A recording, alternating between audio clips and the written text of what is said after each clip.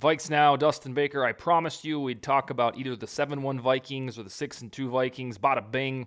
We're here to chat about the 7-1 Vikings. They took down the Commanders 20-17, and I'm super excited about this show, and you'll find out why in just a second. But yeah, I'm going to go through about 7 broad talking points before we go into some of the surprises tomorrow. But yeah, the Vikings are 7-1. 2009, that was the last time they had a record like this. And that nifty stat that each time, the last 4 times they've gone 7-1 in the season, they went to the NFC Championship. Of course, lost, but that's neither here nor there. Things will eventually get different. But let's hop right into this thing. Here's why I'm excited to talk to you guys and gals about this. Yesterday's triumph was the first time in this whole O'Connell era, and probably since the start of 2018, where I, for the first time, am believing this football team can actually win a championship. Now, I'm late to the party. I know some of you watching this could feel it in your bones for quite some time because they're finding gutsy, special ways to win football games. But there was something different about this, and I think it, for me, was they didn't squander a 2-score lead. When I'm watching Vikings football, the only time that I get totally downtrodden and turn into a little toddler is when they lose a lead that's bigger than 2 scores. So, the 11-point lead that they almost lost, what was that, last week? I think they lost a 10-point lead to the Bears or Lions, one of those teams. Well, that didn't happen. They got out 7-0, but that's, to be understood. That can be circumvented by the other team quite easily.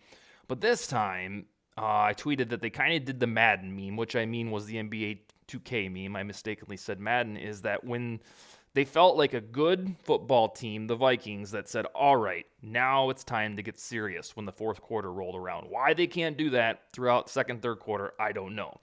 But it was encouraging to see that it was 17-7. It was time for a gut check. Do we really want to lose to Taylor Heineke and these ho-hum Commanders that happen to have a really good defense?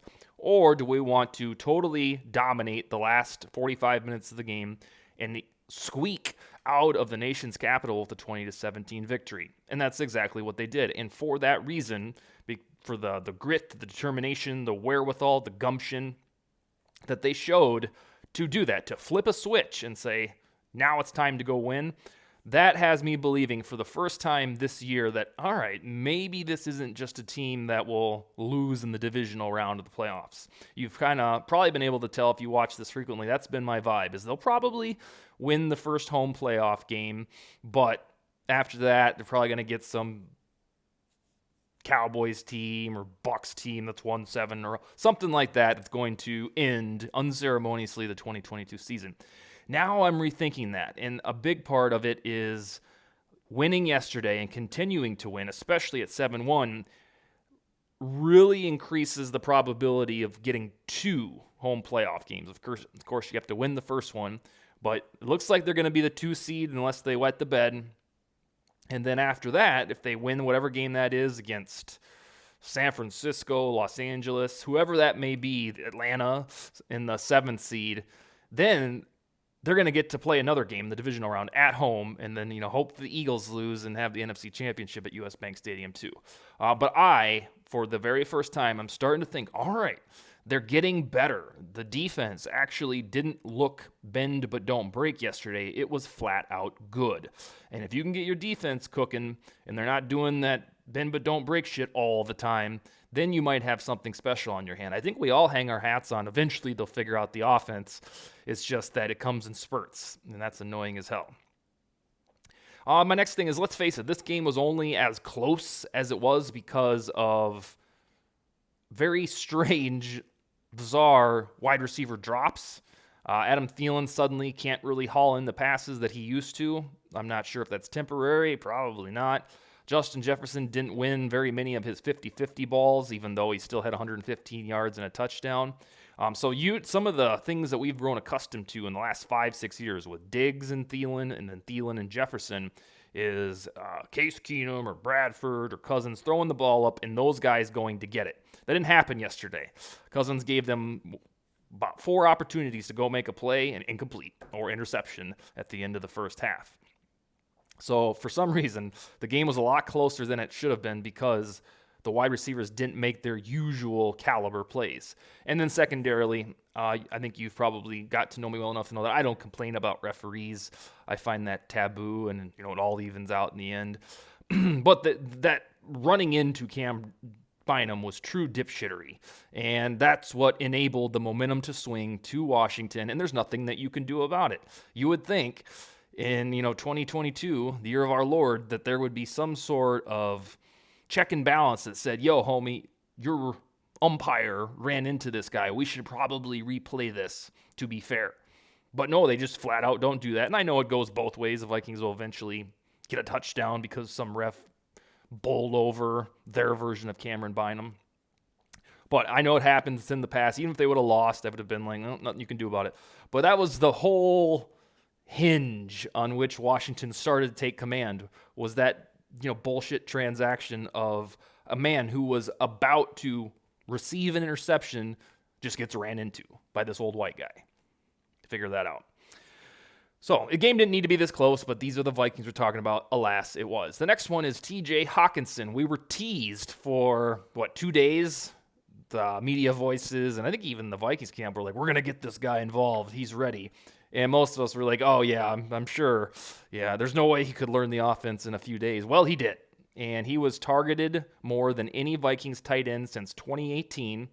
Rudolph had 9 targets in a game, which is what Hawkinson had against the Commanders. Rudolph had that in 2018. And on that same day, I believe Rudolph had 9 catches, and that was the last time, 4 years ago or 5 seasons ago, that a Vikings tight end had 9 catches. So this dude that you traded down for in 2 drafts in 2023 and 2024 made an immediate impact, and it should be completely tantalizing to you that this dude is going to be wearing a purple outfit for 5 to 8 years. And my dude from Germany, Yannick Eckhart, he was like, I don't really see how the Vikings could have won this game without Hawkinson, and I have to agree. It's like, what do we do without him? How many of these catches would Irv Smith have made, or Johnny Munt over the middle? Probably in that specific game there wouldn't be Irv, and then Munt isn't a tyrant of receptions. I don't know. It's almost like Hawkinson's addition to the roster almost single-handedly helped the Vikings go to 7-1. All right, the next one is Kirk Daniel Cousins, the icy one. I don't want to go off the rails with this speech too much, but if you watch football games with this team over here, right here, Kirk Cousins, the same guy that he was 2021, 2020, this is what he does. And because last year at this time the Vikings are 3-4, nobody cared.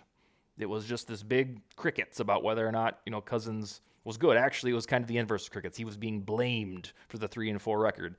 Now they're 7-1, and Cousins is doing his usual stuff.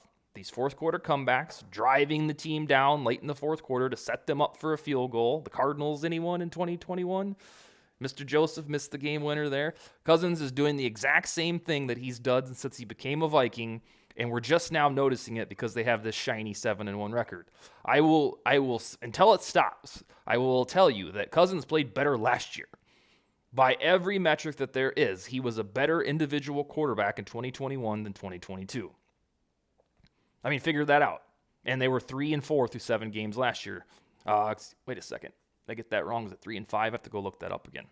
But still, they're 7-1 now, and I'm telling you that this is steady Eddie Cousins. This is what he always does, but you're only starting to notice it because he's putting on chains, is taking his shirt off, having a good time, and the team is winning. The defense is not melting down in the final 4 minutes of the second and fourth quarter, and that makes all the difference in the world if you want to win football games.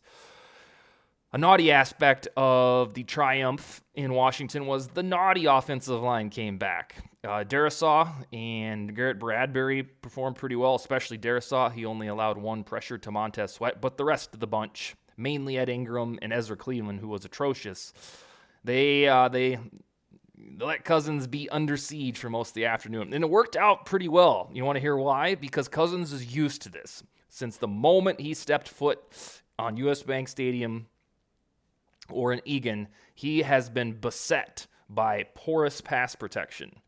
And it's got better this year until yesterday. But he's groomed for this. He knows how to, for the most part, still get 30 touchdowns per season when you have the opposing defense in your face at all times. So thankfully for his sake, Cousins is like, oh yeah, this is old hat. I can be productive even with a shitty offensive line, because outside of one or two dudes yesterday, the pass protection was shitty. Let's hope it's just a one-time regression and a testament to Washington's fabulous defensive line. But the naughty offensive line, I can tell you here and now, was back. I could feel it. You could see it. And I'm sure the numbers will bear it out when they come out today and tomorrow. Winding down, Dalvin Cook couldn't get going on the ground, but he did what fabulous playmakers, fabulous athletes do. He found a way to get to make a play in a non-traditional manner. What do I mean by that? Well, Dalvin Cook, Florida State, 2017. He is a running back. He is what Sanatan Moss calls twitchy, and he's supposed to be handed the football and carve up various linebackers and defensive linemen and nose tackles on the ground. Well, he couldn't do that because Washington, before yesterday, during yesterday, and after today, has a very good run defense. Well, Dalvin's still Dalvin. He's that guy. And so Cousins just dropped him a sweet little pass that scored their final touchdown of the game, enabling them to win. This is what, men of destiny, playmakers, athletes do. When their craft is taken away by something superior, in this case, the front seven of the Washington Commanders, all right, we'll just fling the ball at Dalvin Cook and he'll make a one-handed catch for the go-ahead touchdown, or in that case, it was a game-tying touchdown. This is what these types of guys do. This is why Dalvin is paid handsomely.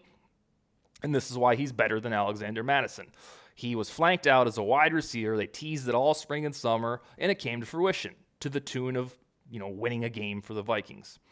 All right, and this is my final takeaway, and I'll have a bunch tomorrow that'll kind of go through the intricacies of this win, the surprise stuff that I usually do on Tuesdays, is that I know that deep in your soul, as a Vikings fan, you never like to proclaim anything because you always feel like you're going to get snake bitten, whether that's an extra point, a field goal, calling something too soon.